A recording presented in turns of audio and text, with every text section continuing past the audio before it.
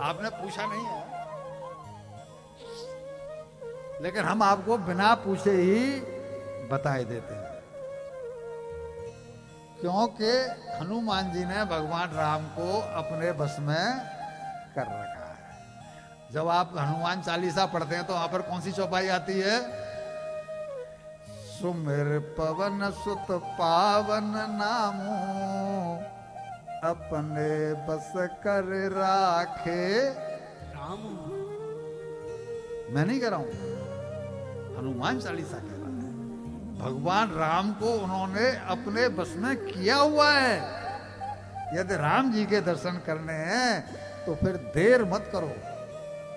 अभी लाइन में ज्यादा लोग नहीं है, देर करोगे तो लाइन लंबी। अच्छा, एक बात आती है, हमारी बात मत मानो, लेकिन हनुमान जी की बात तो मान लो। हनुमान जी की बात विभीषण ने मानी तो क्या हुआ? लंका के राजा और भगवान राम के दर्शन हुए कि नहीं हुए? माता सीता जी के दर्शन हुए कि नहीं हुए? अरे बाबा, विभीषण जी तो एक राक्षस कुल में पैदा हुए, उनकी बात मान ली तो विभीषण जी का कल्याण हो गया। राजा तो बने ही बने, लेकिन राम जी से मित्रता हो गई। छाती से छाती लगा करके भगवान राम ने उनको अपना लगाया। तुमरो मंत्र विभीषण माना, लंकेश्वर वै सब जग जाना। क्या मंत्र दिया? बस इतना सा, लंबा चौड़ा मंत्र नहीं है। मैंने आपको बताया, मैं 5-6 सूत्र आपको बता रहा हूं जो हनुमान चालीसा से ही हैं और बहुत छोटे छोटे हैं। उन्होंने मंत्र दिया और वो हनुमान जी ने, वो विभीषण जी ने मान लिया। भगवान राम के और जानकी जी के दर्शन हुए, भगवान राम ने अपने गृह से लगाया और रावण के मरने के बाद में वो लंका के राजा तो बने। मंत्र क्या था? हनुमान जी ने उसे क्या कहा था? बाबूलाल जी,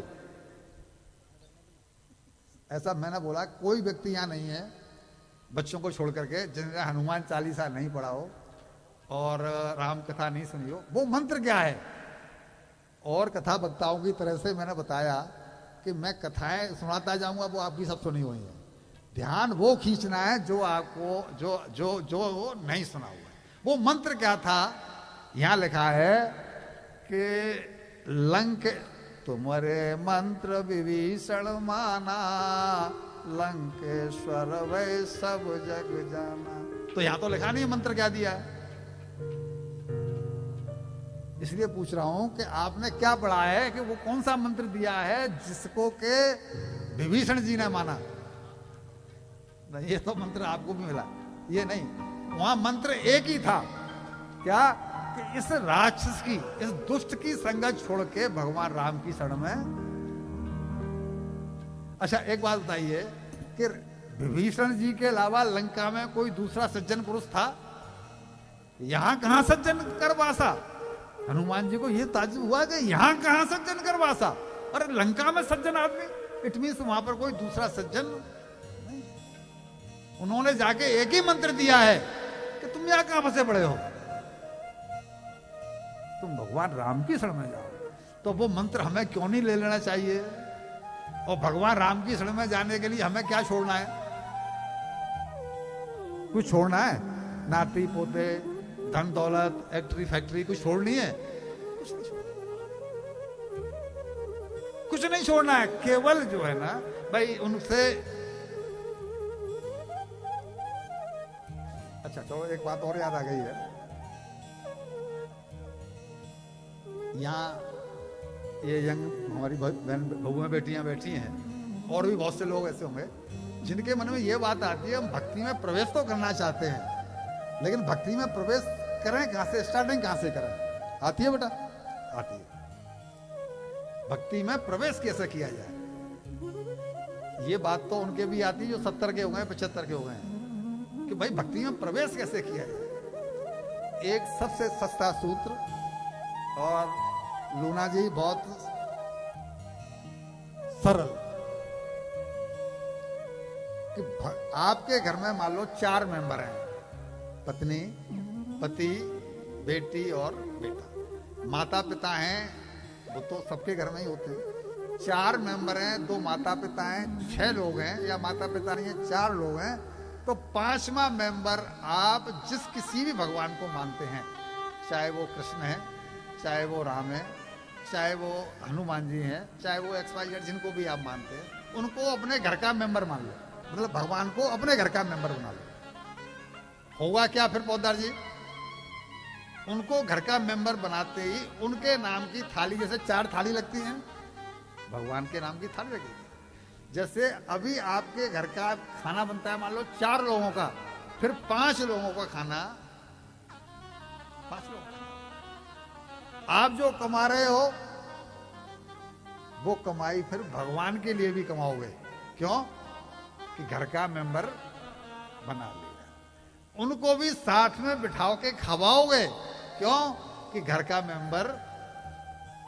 दिवाली होली जब अपने लिए कपड़ा खरीदने जाओगे तो एक भगवान के नाम के कपड़ा खरीदोगे, किसी भी गरीब को या किसी ब्राह्मण को वो कपड़े दे करके, ठीक है ना, क्योंकि आपको तो खरीदना पड़ेगा, भगवान को आपने घर का मेंबर। अब वो बात लगे, किसी को भाई नहीं है तो भगवान को भाई बना लो, किसी को बेटा नहीं तो भगवान को बेटा बना लो, किसी को पिता बनाना है तो भगवान को पिता बना लो। भगवान तो कह रहे हैं जो रिश्ते तेरी इच्छा हो वो मुझसे मान ले, लेकिन मुझसे कोई संबंध जोड़ ले। बिना संबंध के आप जब ट्रेन में बैठे होते हैं, बस में बैठे होते हैं, तो कोई किसी को पानी ऑफर करता है, कोई किसी को रोटी ऑफर करता है? क्यों? कोई संबंध ही नहीं है। और संबंध होता है तो लगेगा बुरा मान जाएगा, यार बुरा मान जाएगी अगर मैंने इससे नहीं पूछा तो मुझसे पानी की भी नहीं पूछी। संबंध जोड़ लेंगे तो एक लिंक जुड़ जाएगा और वो लिंक अपने जीवन भर काम आएगा। तो उन्होंने ये बात कही है कि भगवान राम को छोड़, इनको रावण को छोड़ के भगवान राम की शरण में जाओ। अब ये वहां पर गए तो बात बन गई। उसी तरह सुग्रीव जी भगवान राम की शरण में गए तो सुग्रीव जी की बात बन गई नहीं बन गई? हमें कुछ नहीं करना है, केवल उनको घर का मेंबर बनाना है। यहां क्लियर लिखा है, तुम उपकार सुग्रीव कीना, राम मिलाए राजपद दीना। उपकार शब्द लिखा है, उपकार। राजपद दीना, राजा तो बना ही दिया और राम से मित्रता करवा दी। अरे भाई, छाती से छाती मिला करके भगवान राम से मिले हैं। कौन? सुग्रीव जैसा कामी आदमी, सुग्रीव जैसा भगोड़ा आदमी। मैं सुनाऊंगा, सीता जी जब रावण हरण करके ले जा रहा है और सीता जी ने वो डाले हैं अपने वस्त्र और आभूषण डाले और ये देखता रहा। जटायु जी ने अपना जीवन पर खेल करके और रावण से युद्ध किया है। जटायु जी पक्षी है, उन्होंने तो अपने प्राणों की चिंता नहीं की और इतना भगोड़ा आदमी हो, भगवान राम ने उसको गले से लगा करके मित्रता की है। किसकी वजह से? हनुमान जी की वजह से। नीचे से ऊपर कौन लेके गया है?